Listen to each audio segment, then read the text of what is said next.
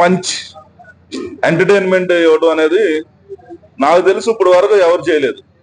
ఇండియాలో first time 32 36 participants మనకి 10 countries నుంచి రావడం అంటే like Afghanistan, Israel, like world wide గా అన్ని కంట్రీస్ నుంచి వస్తున్నారు.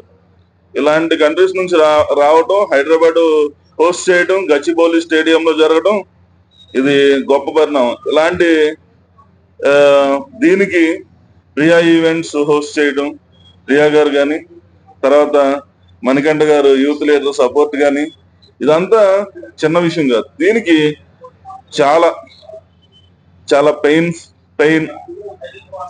మనీ, చాలా చాలా చాలా కష్టమైన విషయం. దీంతో పాటు బాక్సింగ్ ఫెడరేషన్ నుంచి, తర్వాత ఐసిఎఫ్ నుంచి, ఎంఎంఏ నుంచి వీళ్ళు వచ్చి సార్ వాళ్ళు సపోర్ట్ చేయడం, ఈ ఈవెంట్ కి నిజంగా చెప్పాలంటే పొలిటికల్ గవర్నమెంట్ సపోర్ట్ చేయడం, వీళ్ళందరూ చేయడం అనేది, ఇదంతా కోఆర్డినేట్ చేయడం అనేది చాలా గొప్ప విషయం. ఇలాంటి జరగడం హైదరాబాద్కి కానీ, మన దేశానికి కానీ, తెలంగాణకి కానీ చాలా గర్వించదగ్గ విషయం.